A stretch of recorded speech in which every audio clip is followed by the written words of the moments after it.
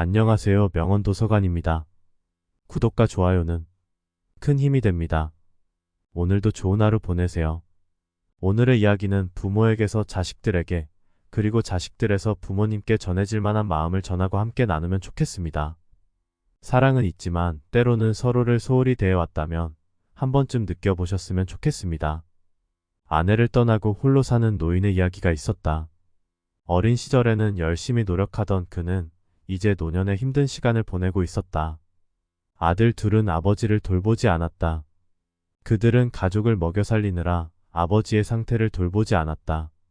그러던 어느 날 노인은 목수에게 나무 괴짝을 주문했다. 집에 가져와서 괴짝 안에 유리 조각을 넣고 튼튼한 자물쇠로 잠궜다. 어느 날 아들들은 아버지 집에서 괴짝을 발견했다. 아버지가 무엇을 숨겨놓은 것인지 물었지만 노인은 말하지 않았다. 아들들은 괴짝을 열고자 했지만 자물쇠로 잠겨 있어 내용을 확인할 수 없었다. 더욱 궁금한 이유는 괴짝을 흔들면 안에서 금속 소리가 들렸기 때문이었다. 그래, 이것은 아버지가 금덩이를 숨겨놓은 것이 아닐까? 아들들은 서로 아버지를 모시기로 결심했다. 그리고 노인이 돌아가셨고 장례를 치른 후 오랫동안 기다린 그 괴짝을 열었다. 그러나 안에는 깨진 유리 조각만 들어있었다. 아들들은 실망스러워했다. 우리가 속았다며 서로 얼굴을 바라보며 말했다. 그래도 왜 괴짝이 우리에게 그렇게 호기심을 불러일으켰을까? 내가 가져갈게. 막내 아들은 형의 말에 반응하지 않았다. 충격을 받은 것이었다. 시간이 흘렀다. 아들의 눈에서 물방울이 흘러내렸다. 막내 아들은 그 괴짝을 집으로 가져왔다. 자식이 효도하려 하지만 부모는 기다려주지 않는다. 그의 아버지가 남긴 유품 하나를 간직하는 것이 마지막 효도였다. 아내는 물건을 왜 집에 들이냐며 짜증을 냈다. 그는 아내와 타협했다. 유리 조각은 버리고 괴짝만 갖고 있기로. 괴짝을 비우고 나니 밑바닥에 편지 한 장이 들어있었다. 막내 아들은 편지를 읽어내려가며 엉엉 소리를 내며 울기 시작했다. 나이가 늙은 사나이의 통곡 소리에 그의 아내와 자녀들이 달려왔다. 그 편지는 이런 내용이었다. 첫째 아들이 태어났을 때 나는 기뻐서 울었다. 둘째 아들도 태어날 때 좋아해서 웃었다. 그 후 30년 동안 그들은 나를 울게 하기도 하고 웃게 하기도 했다. 하지만 이제 나는 늙었고 자식들은 달라졌다. 그들은 나를 기뻐서 울게 하지 않고 좋아해서 웃게 하지 않는다. 나에게 남은 것은 그들에 대한 기억뿐이다. 처음에는 진주 같았던 기억도 중간에는 희귀한 기억으로 변하며 지금은 사금파리한 깨진 유리 조각처럼 조각난 기억만이 남아있구나. 아, 내 아들들만은 나 같지 않기를, 너희들의 늙음하기 나 같지 않기를. 아내와 아들, 딸도 아버지를 껴안으며 울었다. 이 가족은 서로를 끌어안고 슬픔을 나눴다. 어느 노인의 유언장이 어떠셨나요? 참으로 많은 생각을 하게 하는 글입니다. 요즘 들어서 제 마음을 울리는 단어가 있습니다. 부모 그리고 자식입니다. 저의 부모님은 어려운 형편에도 자식을 위해 최선을 다해 살아오셨기에 자식에게 희생했던 시간을 보상받고 싶은 마음인지 조그만 일에도 섭섭해하시고 인생이 참 허무하다란 말씀을 자주 하십니다. 자식에게 줄 때는 나중에 돌려받으려는 마음으로 준 것은 아닐 텐데 어느새 머리가 희끗한 나이가 되었고 늙고 병들다 보니 예전엔 내가 자식에게 이렇게 해주었는데 하며 자식들은 이것도 못해주나 하는 생각이 드시는가 봅니다. 저 역시 그 심정을 조금은 이해할 수 있게 되었습니다.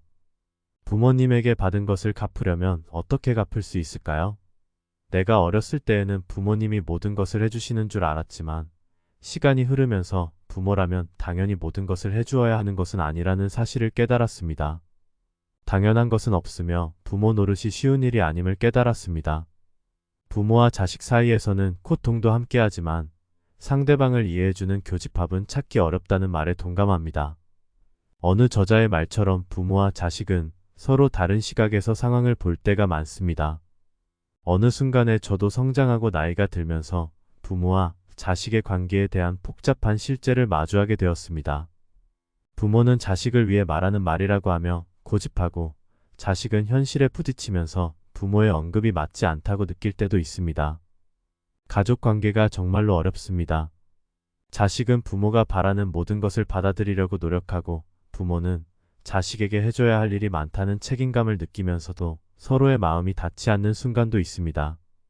그럼에도 불구하고 오늘의 이야기를 준비하면서 더 크게 자라난 감사한 마음이 있습니다. 내 부모님의 자식으로서 아직 무엇을 할 수 있는지 생각하니 시간이 남아있다는 것이 얼마나 큰 행운인지 느껴집니다. 산 언덕 꼭대기에 두 그루의 나무가 나란히 서 있었습니다. 하나는 큰 나무였고 다른 하나는 작은 나무였습니다. 작은 나무는 큰 나무 때문에 항상 그늘에 가려져 있다는 것을 불만으로 생각했습니다. 만약 저 큰 나무가 없다면 내가 햇볕을 가득 받을 수 있을 텐데 작은 나무는 자주 그런 생각을 했습니다. 어느 날 나무꾼이 와서 큰 나무를 베었습니다. 작은 나무는 드디어 이 언덕을 혼자서 즐길 수 있다는 생각에 기뻤습니다. 그러나 큰 나무가 없어진 후 작은 나무는 빨리 깨닫게 되었습니다. 산 꼭대기에서 혼자 햇볕을 견뎌내는 것이 얼마나 힘들고 외로움이 얼마나 깊은 것인지를 깨달았습니다. 이 소중한 교훈이 우리의 삶에도 어떤 의미를 갖고 있는지 생각해보는 것이 중요합니다. 우리는 태어나 부모의 보살핌을 받으며 자랍니다. 그러나 그때에는 그 보살핌의 가치를 제대로 이해하지 못합니다. 자식이 자라 스스로 부모의 역할을 맡게 되면 부모가 해주신 사랑과 보살핌의 소중함을 깨닫게 됩니다.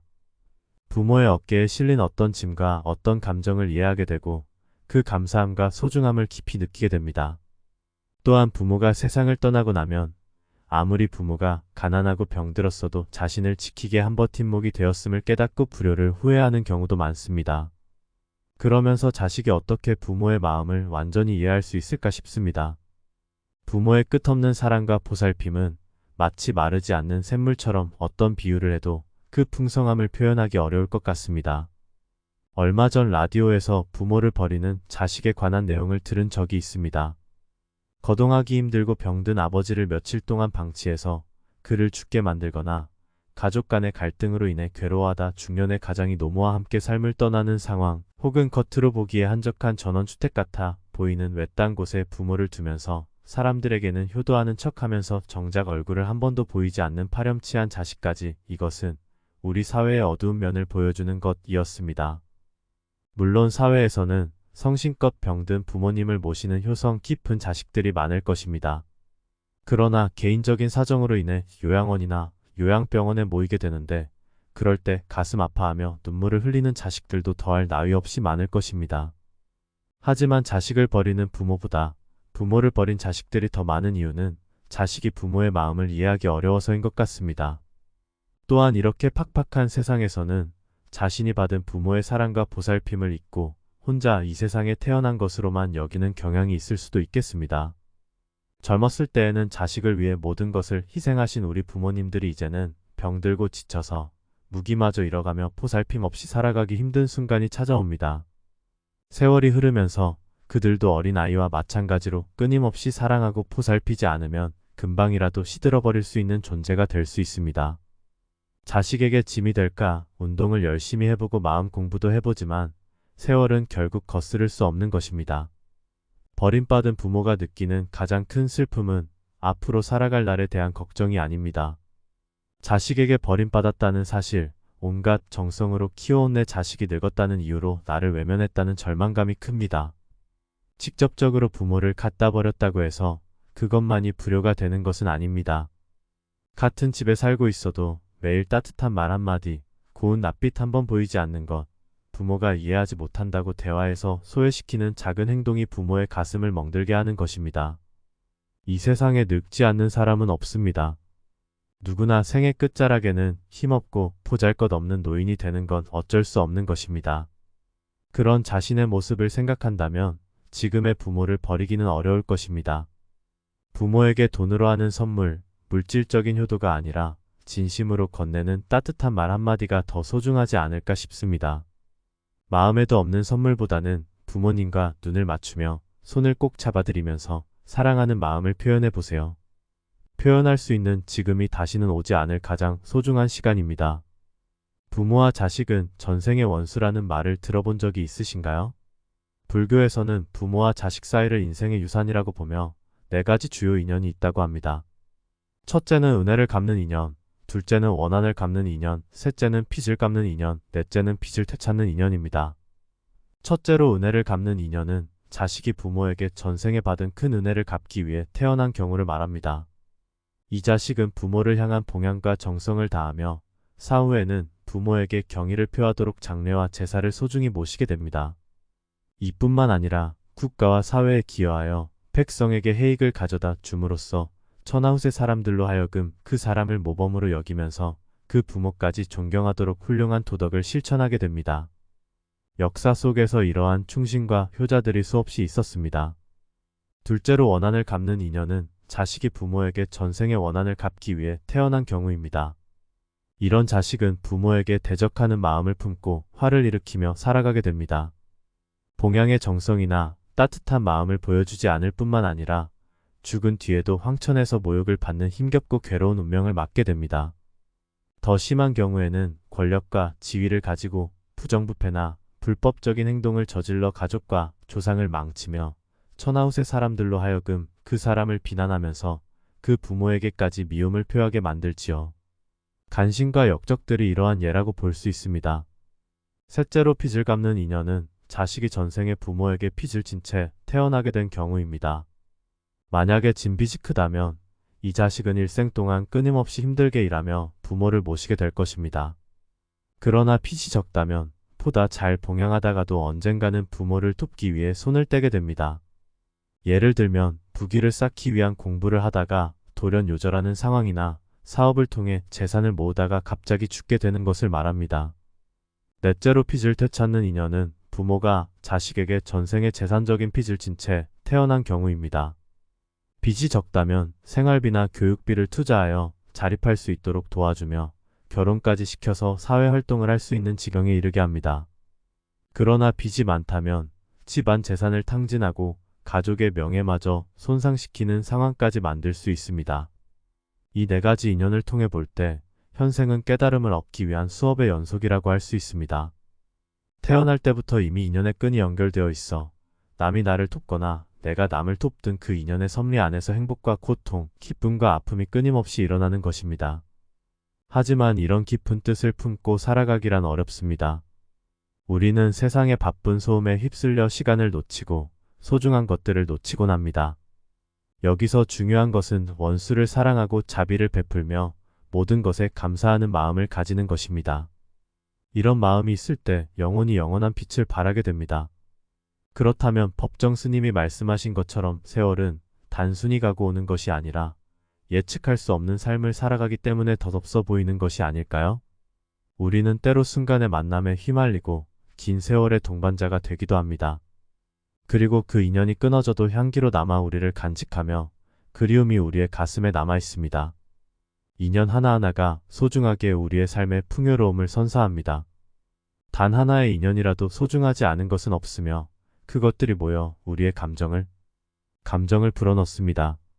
순간의 만남도 소중하게, 하루의 반복도 소중하게 느껴져요.